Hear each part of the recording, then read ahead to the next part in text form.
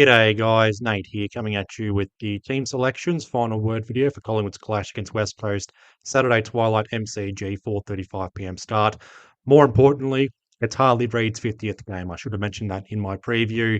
It's Dan Houston's 200th game as well, and most importantly, Scott Pendlebury's 433rd game, but he's been milestone mogged because apparently there's a boundary umpire officiating his 450th AFL game, so I can't keep up with all these milestones. Right? It's probably my 100th Collingwood game I've ever attended. So the milestones keep coming. But just getting to the team selections, 4 changes. Not really surprised with the inclusion. Scott Pendlebury, for obvious reasons. Darcy Cameron was fit and available, deemed so on Tuesday. And Lipinski and Darcy Moore have passed their concussion tests. The 4 changes, out goes Angus Anderson, surprisingly. Wil Parker, Oscar Steene with his ACL, and Jack Buller also dropped. So some interesting selections, not controversial, but some interesting omissions. Just with the lineups, Braden Maynard, Jeremy Howe, Darcy Moore in the back line. Across half-back, Isaac Quaynor, Josh Dacos and Dan Houston. Patrick Lipinski and Steele side bottom on the wings, and Scott Pendlebury smack bang in the middle.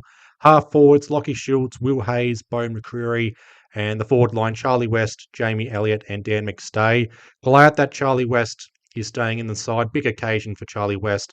Big opportunity for Charlie West to stamp his authority in the best 23, cement himself in the best 23 is what I'm trying to get at here.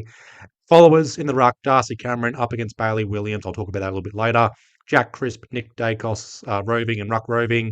On the bench, Jordan DeGoey, Ed Allen also playing, thank goodness. Billy Frampton, Ned Long and Rowan Steele. And the emergency, Sam Swadling, named as an emergency for the first time. Jack Buller and Angus Anderson, also the emergencies. I'm not too sure if there's going to be any carryover emergencies. Most likely will be the case, but that's to watch this space. I'm not too sure who that'd be. Probably Angus Anderson. Maybe just give him the week off and return against the Dogs next week. Only 1 change for the Eagles. Bo Allen comes in for Jack Hutchinson. So yeah, no surprises with the inclusions. A little bit surprised by Angus Anderson and Jack Buller both being dropped. Wil Parker, not so surprised about. But Jack Buller being dropped and keeping Charlie West, that's an interesting choice. Dan McStay will most likely play second ruck. Not a fan of it, but we don't really have any backup ruck options. Someone has to fill the void, and they're going with Dan McStay for this one. And with Lipinski and Pendlebury both returning, someone had to fall out, and Angus Anderson was the one being dropped. A little bit harsh, but I expect Angus Anderson to return to the senior side in the near future, maybe before the bye. So it sucks now, but I'm sure he'll bounce back and he'll be back in the best 23. But I'm glad for guys like Charlie West, Will Hayes, Ed Allen, Rowan Steele, these guys with under 50 games of experience. They get the opportunity to play in front of a massive crowd, the biggest crowd they're going to ever play in front of, besides finals or the grand final to be exact. For West Coast, it'll be the biggest crowd they've played in front of since the 2018 grand final. For me, I'm expecting at least 82,000. That's being generous. It should get to nearly 90,000. And hopefully, it's a celebration for Collingwood. It's a celebration for Pendlebury, and we're back on the winners list. Hopefully. It's not a guaranteed win. And I know as Collingwood fans, we don't want to entertain the idea, or not entertain, but we don't want to talk or think about the idea of a possible loss against West Coast. They're going to come in and pop that balloon, ruin the celebrations, and announce to the AFL that they're going to mean business in the coming years. They can in the next few years, but they better not use us as a stepping stone for this.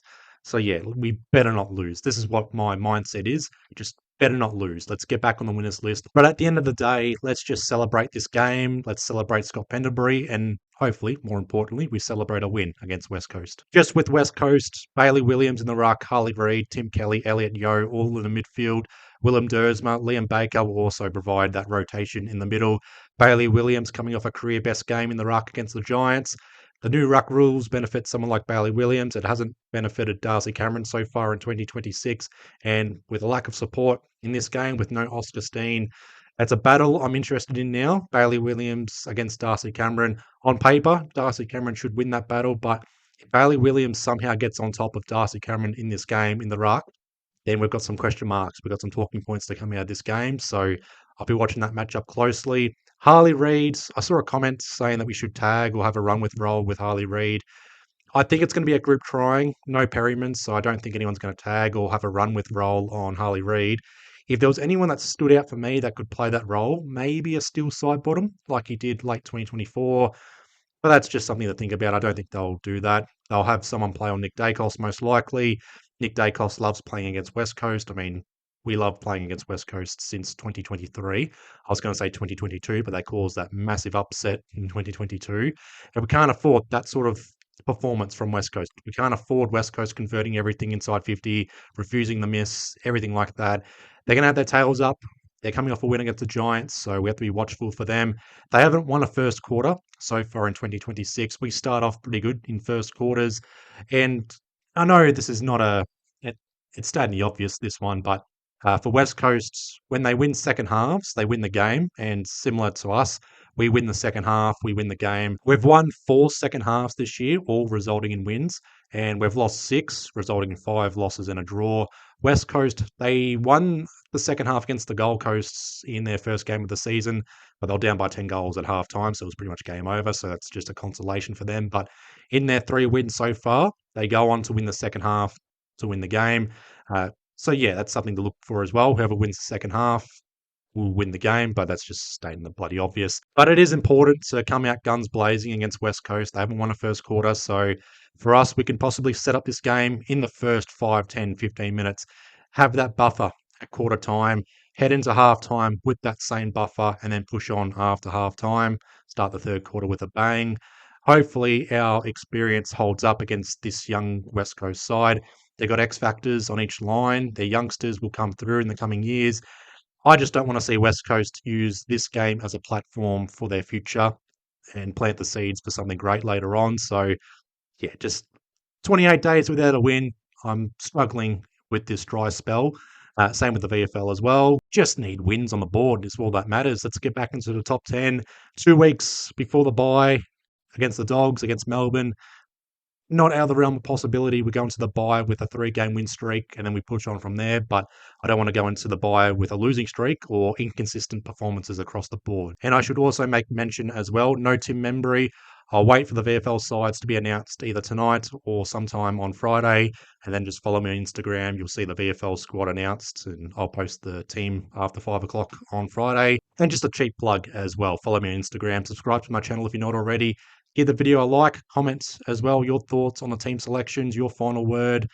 I don't really have a final word for this one. It's just let's get back on the winners list. Let's celebrate Scott Pendlebury and let's celebrate in style. Hopefully it leads to a win, but it most likely will be a win. But against West Coast, they're up and about. You just never know.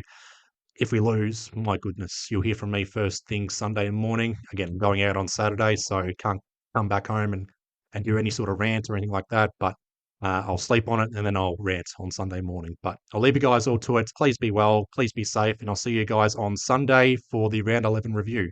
Up the Pies.